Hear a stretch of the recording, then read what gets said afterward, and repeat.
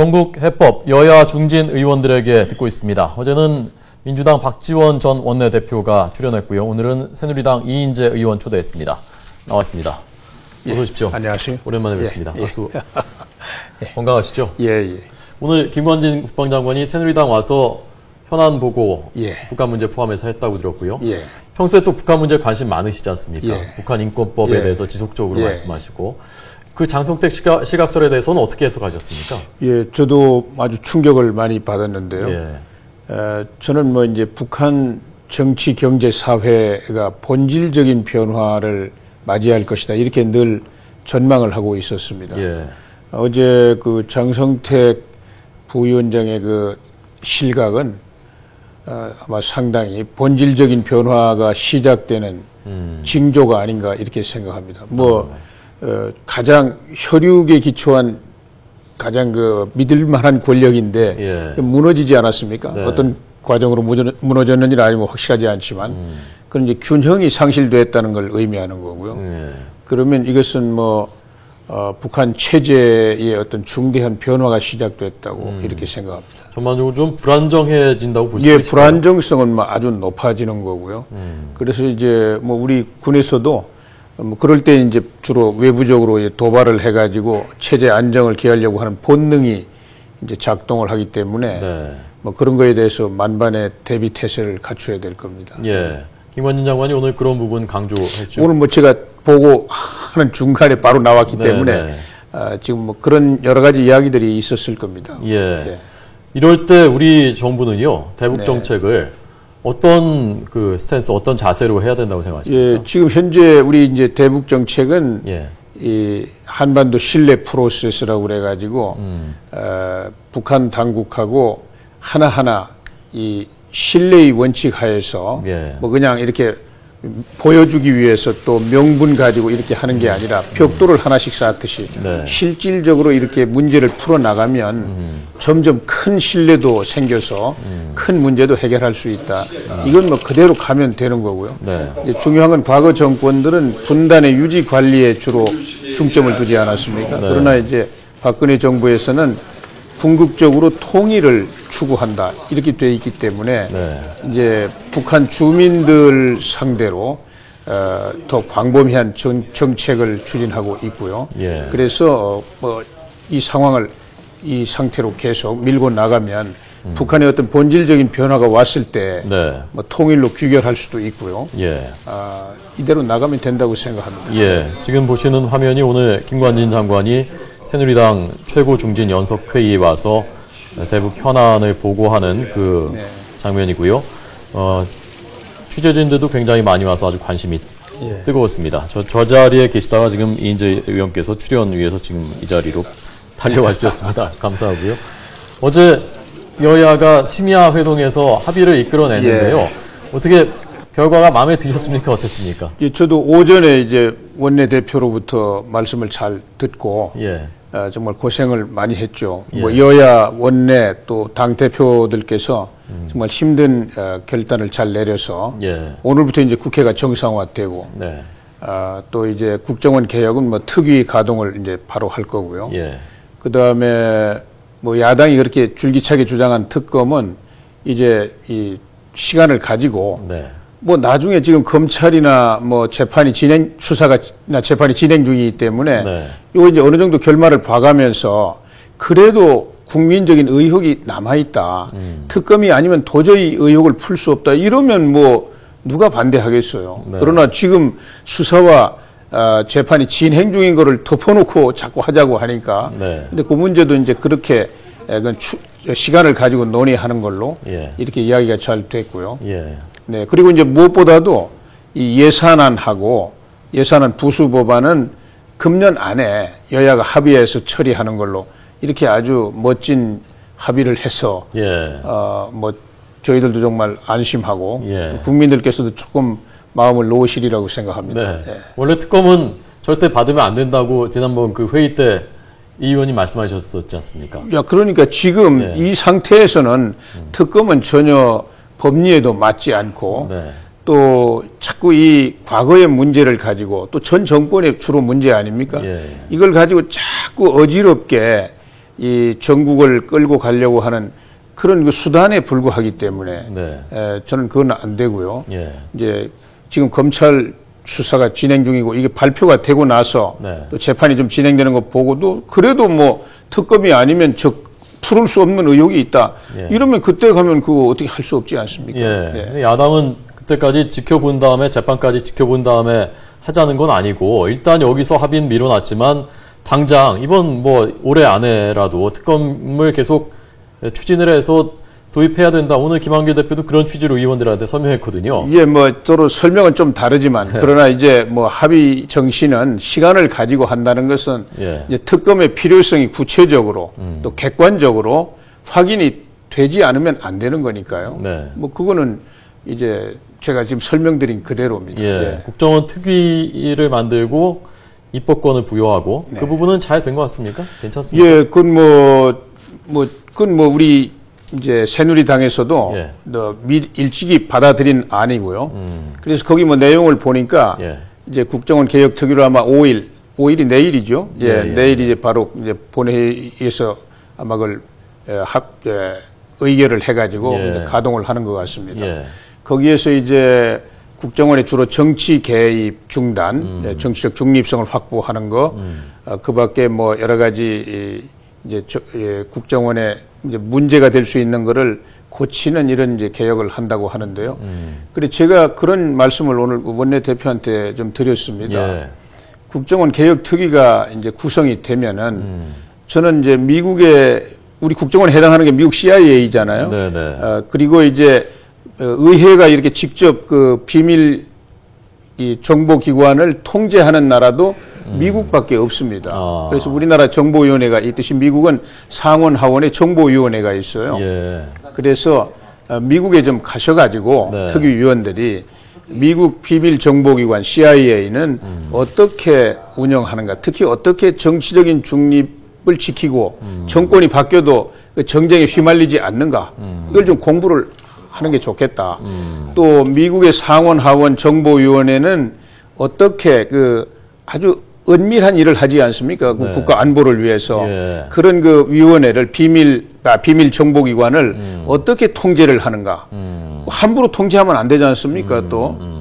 그렇기 때문에 그것을 좀 가장 발전된 제도를 갖고 있는 나라니까 가서 네. 그걸 좀 배워가지고 와서 예. 그래서 여야가 정말 우리 국정원이 정권이 바뀌더라도 국가 안보를 위해서 튼튼하게 일을 할 수 있는 이런 아주 역량 있는 기관으로 성장할 수 있도록 네. 이렇게 뒷받침해주고 또 의회가 통제하는 것도 그렇게 뭐 지금 보면은 비밀이 샌다든지 예. 또 무리하게 자꾸 뭐 간섭을 한다든지 이런 일이 사실 많이 있습니다. 그래서 그러지 않고 정말 이 능률적으로 통제할 수 있는 이런 시스템을 좀 가지고 개혁을 마무리하면 예. 그 아주 생산적으로 잘 일이 끝나리라고 생각합니다. 네. 근데 이제 그 부분에 대해서 여야가 기본적으로 갖고 있는 생각이 다르고 다를 게 없죠. 제가 지금 말씀드린 대로 대공수사권, 국내 대공수사권 폐지라든가 이런 국정원을 지나치게 통제하면 안 된다라는 것이 이제 여당 입장이고 그래서 거기서 또 부딪히지 않겠느냐라는 걱정들도 하고요. 네. 대공수사권은 어떻게 생각하십니까? 대공수사권은 당연히 국정원이 예. 갖고 있어야 되고요. 이제 특히 테러 같은 거 이제 앞으로 테러가 또 큰 위협이 되지 않습니까? 예. 그런 그 테러에 대해서 국정원이 이제 그걸 막을 수 있는 이런 역량을 갖추도록 하는 것도 이제 중요한 것이고요. 네. 저는 뭐 그런 문제들도 지금 야당도 예. 과거에 10년 동안 국정원 다 운영하지 않았습니까? 예, 예. 또 국가 안보를 위해서 자기들도 정치에 뭐 정부를 맡고 있었고요. 예. 그렇기 때문에 이제 미국에 가서 그런 걸 좀 배우고 하고 오면은 예. 뭐 저는 합의가 잘 이루어질 것으로 생각합니다. 예. 자, 좀 주제를 좀 바꿔볼까요? 예.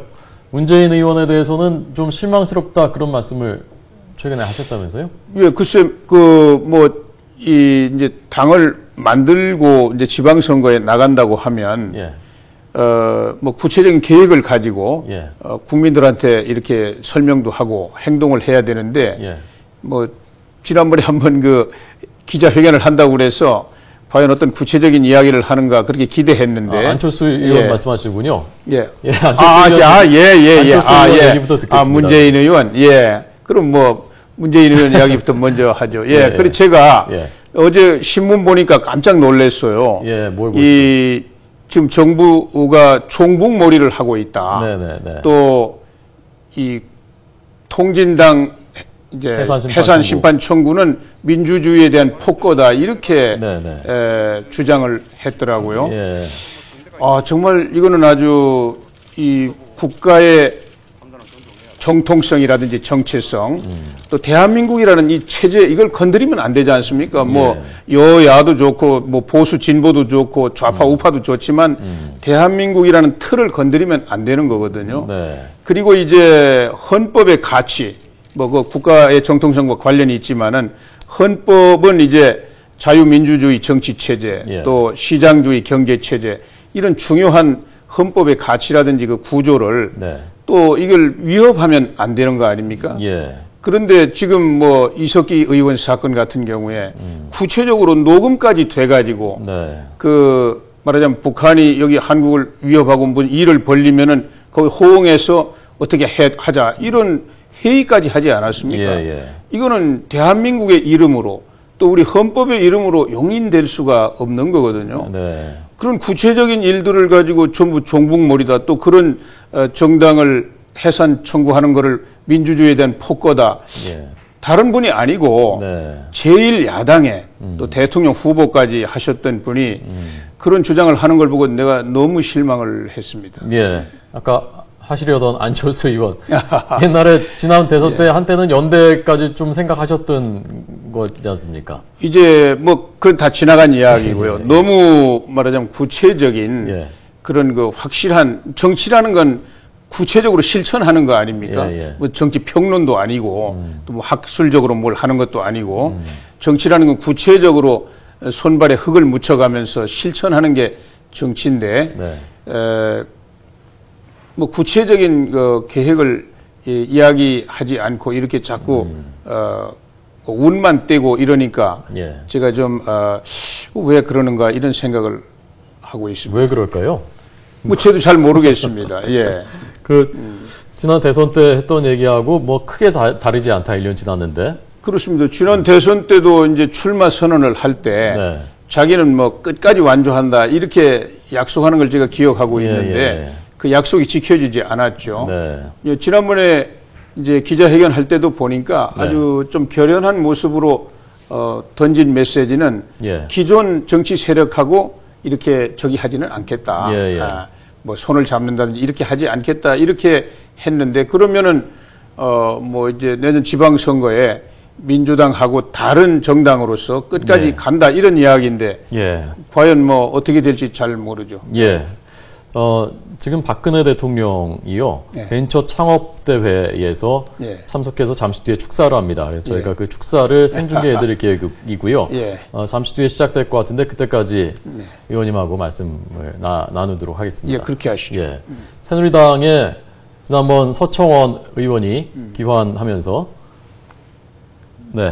자 어떻게 하고 있는지 지금 저희가 확인하고 있는데요. 아직 축사는 시작하지 않았습니다. 뭐 좋습니다. 귀환하고 김무성 의원이 또 지난번에 귀환하고 하면서 새누리당 양강이 형성되고 다른 중진들 뭐 의원님 또 정몽준 의원 뭐 이완구 이런 분들이 좀 상대적으로 존재감이 좀 줄어드는 게 아니냐 그렇게 보는 분들도 있거든요. 어떻습니까? 저는 뭐 그런 시각은 갖고 있지 않고요. 지금 이제 새누리당은 박근혜 대통령 정부가 뭐 힘들게 가고 있지 않습니까? 그 이제 정상 궤도로 국정을 잘 운영하도록 이렇게 뒷받침을 잘 해야 된다고 생각하고요. 또 이제 국민들께서 힘들어하시는 문제를 적극적으로 풀어야 되잖아요. 특히 지금 뭐 제일 중요한 게 이제 경기가 너무 오랫동안 침체되어 있고 실업은 증가하고. 위원님 잠깐만요. 죄송합니다. 지금 그 속보 자막으로 저희가 전해드리고 있는데요. 6일째 통일부 장관이 오늘 국회 외통위 외교통상 통일위원회 간담회에 참석을 했는데 장성택의 신변에는 이상이 없는 것으로 안다라고 발언을 했다고 합니다. 김경희도 이상이 있다고 알고 있지 않다. 그러니까 김경희도 정상적으로 있는 것으로 안다. 이렇게 말을 했다고 합니다. 그러니까 이것이 숙청설을 부인한 것 같지는 않고요. 다만 신변에는 이상이 없는 것 같다라는 뜻인 것 같고 구체적으로 어떤 취지인지는 좀 더 속보가 들어오면 저희가 전해드리겠고 어쨌건 신변에는 현재 장성택의 신변에는 이상이 없고 김경희도 정상적으로 있다라는 취지로 국회 외통위에서 류길재 통일부 장관이 보고를 했다고 합니다. 자, 죄송합니다. 예. 근데 그건 뭐 이영호 최고 군 실세 제거할 때도 뭐 다른 사람들은 많이 다쳤지만 이영호 본인 신변은 지금까지도 건재하고 있는 것으로 알고 있습니다. 또 가족이니까요. 네, 그렇습니다. 그건 뭐 특별한 뉴스는 아닌 것 같아요. 그 새누리당에서 그래서 존재감이 좀 적은 거 아니냐 그렇게 보지 않는단 말씀이시죠? 뭐 그렇지 않습니다. 각자 열심히 자기 역할을 하는 거죠. 지방선거 때는 구체적으로 의원님은 어떤 역할을 하실 겁니까? 뭐 저는 제가 이제 할 수 있는 모든 역할을 다 하려고 합니다. 우리 당이 내년 지방선거에서 패배하면 정말 큰 문제니까요. 내년은 이제 중간 심판 성격도 가지고 있고 내년 지방선거 승리를 통해서 박근혜 정부가 계속 더 목표를 향해서 이제 항해를 할 수가 있기 때문에 뭐 당의 승리를 위해서 제가 할 수 있는 모든 역할을 다 하려고 합니다. 특히 충청권에서는 뭐 권역에 책임을 지시고 선거를 치르시는 건가요? 그거는 이제 뭐 당에서 이제 여러 가지 논의한 뒤에 제가 이제 구체적으로 어떤 역할을 맡을는지는 뭐 그때 가봐야 되지만 그러나 제가 할 수 있는 모든 일을 다 하려고 합니다. 서청원 의원이 국회에 들어온 다음에 국회 당으로 돌아온 다음에 좀 전반적으로 좀 달라졌습니까? 분위기가 달라진 게 있습니까? 뭐 많이 좀 활력이 더 많이 늘어났다고 생각합니다. 어떤 역할을 하십니까? 서 의원님께서 지금. 뭐 아무래도 이제 의원님 시작되고 있습니다. 그럴까요? 오늘 잘 들었습니다. 의원. 고맙습니다. 감사합니다.